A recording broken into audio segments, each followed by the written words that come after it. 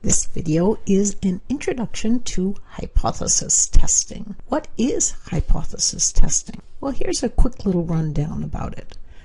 We like to think of probability in terms of something like, well, you get a coin toss, what's the probability of getting, 7 heads out of 14?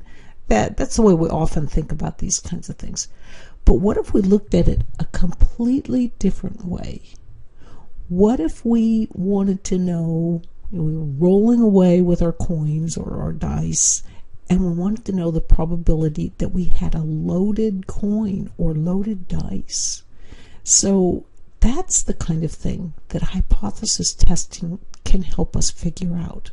What's the probability that we got 2,000 heads in a row, say, because they just accidentally landed them, or because somebody did something to the coins or the dice. Incidentally, I just found out that magicians who are really good, they can throw a coin so it lands the same way every time. So they can beat the odds just because they know the physics of how to throw the coin. Anyway, to go on, so statistical hypothesis testing can be used to accept or reject a statement about a parameter. So a good example of this is we have a robot, and it's putting spot welds on a car body, and after analyzing the welder, we form a hypothesis that the average ultimate strength of a spot weld is around 5,000 psi. What we can do is we can use hypothesis testing to determine the likelihood that this statement is actually true. So, in essence then, a statistical hypothesis is a statement about the parameter of one or more of the populations, just as we might say that, well, as we said in the last video, the average ultimate strength of the spot weld was 5,000 psi. So the statement is concerned with the probability distribution of a random variable, and the parameter could be the mean or the standard deviation of a population, could be the covariance between two populations. And what we're going to talk about in this presentation is testing a single parameter of a population. So the format of a hypothesis is generally like this. We want to determine the probability that competing hypotheses H null, that's the null hypothesis, and the alternative hypothesis H1 are true, where the null hypothesis is that the parameter is equal to some value A. Now look up here. So we're saying the parameter is the mean, and we're saying that the mean is right around 50, right? Now we can't say the mean is exactly 50 because it won't really ever quite fall exactly on 50, but we say it's pretty close to 50, and we decide pretty close is 48.5 to 51.5, right? So that is our null hypothesis, that the parameter is equal to A. And the alternative hypothesis is that it's not equal to A. And in this case, it's termed a two-sided alternative hypothesis. Why? Well, as you might imagine, it has two sides. It can either be above or below. So I circled those there. And the format of a hypothesis testing can also be written in a slightly different way. We can just say that it's a one-sided alternative hypothesis. That is, the alternative can be less than some parameter, or it can be greater than some parameter. And so that's another way we can state it. And if we're going to test the hypothesis, the way we can test it is by estimating the value of the parameter by simply taking samples. So the estimate's value will rarely be exactly equal to A. So that's why we use this sort of close to idea, right? And close is defined by the critical values AL and AH. Okay, here you can see AL is clearly 48.5 and AH is 51.5, and the acceptance region is given by this. AL is less than the estimate, which is less than AH. That's exactly what we see here for this region right here. And the critical region, where we reject the null hypothesis, is given that the estimate lies either below or above the boundaries for AL and AH. Now, in testing the hypothesis, there's no guarantee that our analysis of which hypothesis, either the null or the alternative, is true will be correct. Our analysis, remember, depends on a sampled estimate of the parameter. So it could be that we just accidentally sample something that misleads us. For example, the sample estimate of the parameter may imply the alternative hypothesis is true when it's actually the null hypothesis that's true. So to figure this out, we have a way that we classify errors. When we're testing hypotheses, we reject the null hypothesis when it is actually true. It's called a type 1 error. I like to think of it as we've got a really good apple and we just say, I'm not going to eat that apple. It was good, but we just said we're not going to take it. That is, the estimate implies that the null hypothesis is false when it actually was true. Failing to reject the null hypothesis when it's false is called a type 2 error. So if it's false, let's just say it's a poison, actually, right? False, bad, poison. And we fail to reject it. We drink the poison, and that is the type 2 error.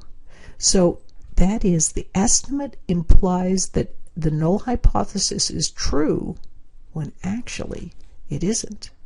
So in other words, let's say that you're hypothesizing that the mean falls somewhere right in here, and in reality the mean actually falls like around here. Okay, so you happen to get a really extreme outlier, right? And it falls right in here. So you think, wow, great, my hypothesis is true. Well, so the mean must lie right around in this area. But it actually doesn't. It lies way over here. You just happen to get an extreme outlier. That's your type 2 error. So there's 4 possible outcomes from the hypothesis test, and only 2 of them are correct. And the first one is the null hypothesis is true. Okay, and you fail to reject it. In other words, you actually accept it. So there's no error there. But let's say that the null hypothesis is true, right? Here's you're assuming that the mean is between these 2 values, and you get a sample mean x bar that's right within the stated AL and AH. Okay, great. There's no error. We didn't reject the null hypothesis. But let's say we got a sample mean that just happened to be way over here. X bar, boom. Well, we would get that sample mean and say, even though it's a rarity, we would still think, oh my goodness, look, our hypothesis, it's outside our hypothesis range, and so we would reject the null hypothesis, when actually it just turned out that it was just a rarity. We just happened to get outside the range, but most of them would fall inside the range. That is the type 1 error. And of course, you can have that the null hypothesis is actually false. In other words, your true mean might be something over here, and so it is false. Let's say that you get You get your sample mean that's over here. You would correctly reject the null hypothesis, so there's no error. But again, you could get a sample mean that would be way out here, even though the true sample mean is here. You accidentally get something way over here, and it leads you to believe that the null hypothesis should not be rejected, but it is actually false. So you'll get your type 2 error there. So note that the probability of us getting either a type 1 or a type 2 error can be determined because the hypothesis test is actually based on statistics. So now looking at hypothesis testing errors, the probability of a type 1 error is denoted by alpha, and that is simply the probability that we're going to reject the null hypothesis when it's actually true. And we've seen this before. We call this the alpha error or the significance level. And I like this illustration because it just shows how simple the alpha error idea actually is. Look, there might be like roughly a 5% chance that all random samples would lead to rejection of a null hypothesis, right? So we've got alpha over 2 on this side, alpha over 2 on this side here, depending on what our sigma x bar was, of course. But this is just to give you a little idea, a visual of how you can visualize and think about the alpha error. And it's simply just you happen to get an x bar that fell outside of this range right here. Now again, here's the probability of a type 2 error is denoted by beta, and the probability of failing to reject a null hypothesis when the null hypothesis is false is beta. And I often ask people to calculate beta or alpha on finals. So make sure you learn this. This is called the beta error. And look at it this way. I've drawn this already earlier. But let's say that we had estimated that we had a mean under the null hypothesis right here. We guessed that our mean was 50. Under the alternative hypothesis, the mean might actually, or might be posited to be 52. So I want you to stop the video for a minute after I explain this so you make sure you get it. Let's say we've set our boundaries for AL and AH right here. And here's our null hypothesis. So we're thinking that it's going to be right, on this, under this distribution. But the reality, if the alternative hypothesis that the mean is 52 is actually true, so in other words, this one right here is true, then the probability that we would get a sample mean that fell within the boundaries of our null hypothesis, right? So it would fall right within these boundaries, would actually be this value right here. This is the true distribution, right?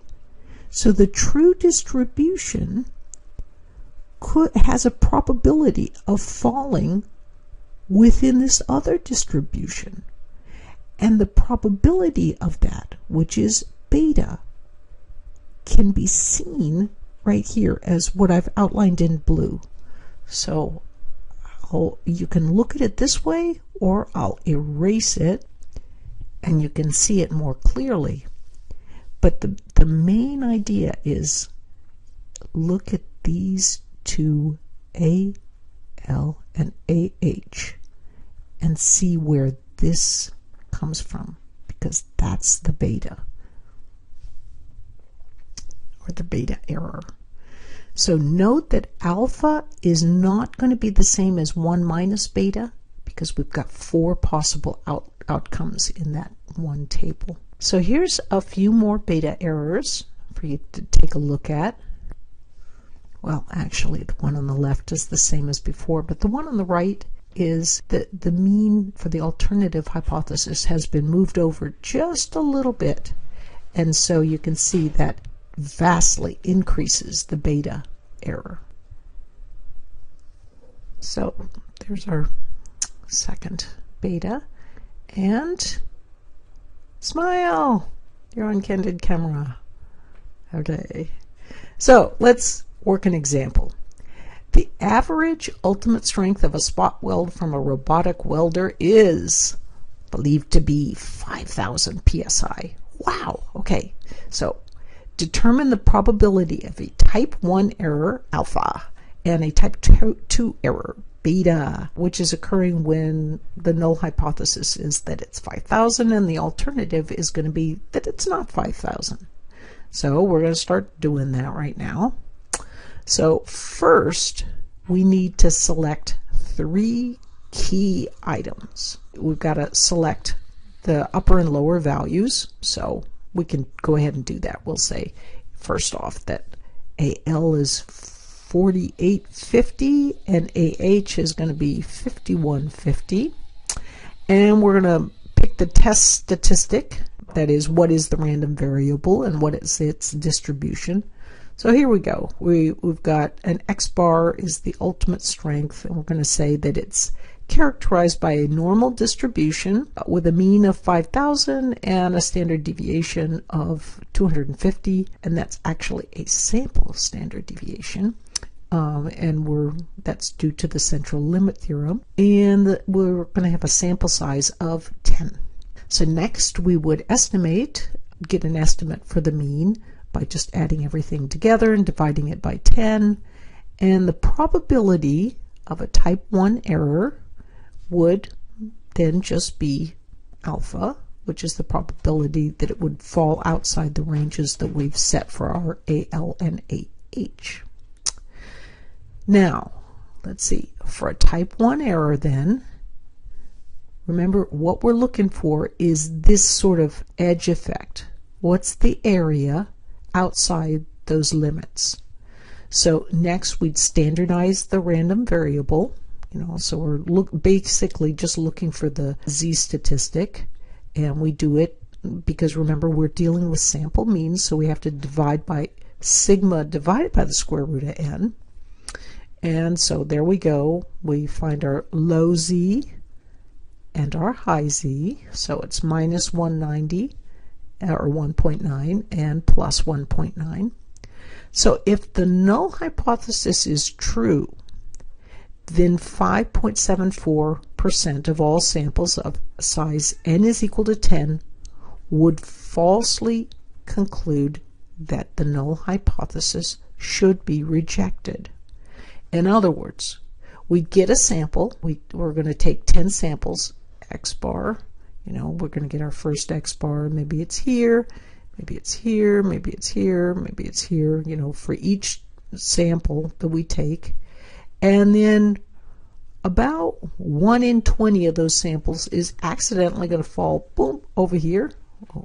And then that would be a type 1 error. So at any rate, we've got our 5.74% of all samples that will conclude that the null hypothesis should be rejected, and there's our alpha right there. That's our calculated alpha. So as an aside, recall the probability of a type 2 error is the probability of failing to reject the null hypothesis when it's actually false.